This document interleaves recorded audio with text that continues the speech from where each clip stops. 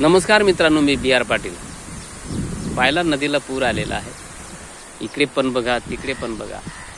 मला या पुरावरून इथं एवढा मोठा पूर नाहीये, पण या पुरावरून एक आठवलं मला की गाणं जुनं लोकगीत होतं एक. नदी न पूर वाय गया तितूर, हो नदी न पूर वाय गया तितूर, लावऱ्या भेटत ना दूर दूर दूर, अरे माणूस की ना गया सुर सुर सुर, हो नदी न पूर वाई गया तितूर. मित्रांनो, हे गाणं जुनं आहे. एक दोन कडी मला आठवली आणि हे मी बाकी शब्द जोडले.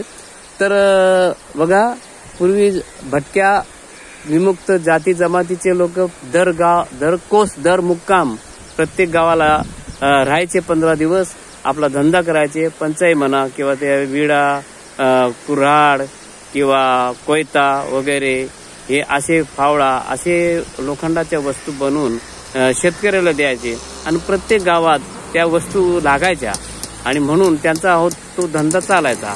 आणि सगळं गावाचं वस्तू बनवल्या की मग ते त्या गावाचा मुक्काम सोडून द्यायचे आणि मग दुसऱ्या गावाला जायचे. आपलं काय, एखादा बैल असला किंवा एखादी गाय असली तर तिचं दूध पण त्यांच्या जनावराला कामी यायचं आणि प्रत्येक गावाला चारा भेटून जायचा. म्हणजे असं त्यांचा संसार चालायचा. पण शिक्षणापासून ते वंचित होते. आता ते लोक पण शिक्षण घ्यायला लागले. म्हणजे कुठे दूर दूर असं काही त्यांचा धंदा होत नाही. तसंच फाशी पारधी वगैरे असायचे. ते फाशी पारधी तुमचा लावऱ्या तितूर वगैरे भेटायचे.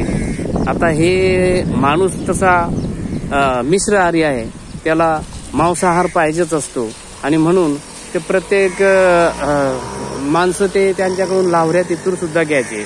पण तेव्हा गायरान होतं, गवताचं रान असायचं, जंगल असायचं. तर हे जे पक्षी आहेत हे दुर्मिळ झाले का, की त्यांना लपायला, त्यांना अंडे द्यायला त्यांना जागाच नाही ना. तर ही जी निसर्गाची सुंदरता आपण लुप्त केली आहे. अनेक पक्षी हे नाहीसा झाले आहेत. म्हणून मित्रांनो, खरं जर तुम्हाला निसर्गाचं जे सौंदर्य बघायचं आहे ते हे पक्षी प्राण्यात आहे. आणि हा व्हिडिओ तुम्हाला आवडेल अशी मी आशा बाळगतो आणि असेच व्हिडिओ मी तुम्हाला पाठवत राहतो.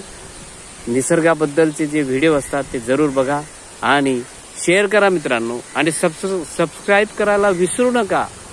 आमचा जो चॅनलचा एक विषय आहे, तत्व आहे, फक्त आणि फक्त निसर्गाचं जे संदेश आहे तो संदेश भारतात नाही पण पूर्ण जगात जायला पाहिजे.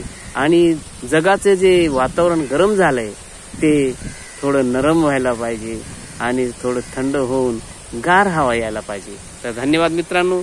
आजच्या व्हिडिओला एवढंच. बाकी दुसऱ्या वेळेस बघूया. जय हिंद, जय भारत.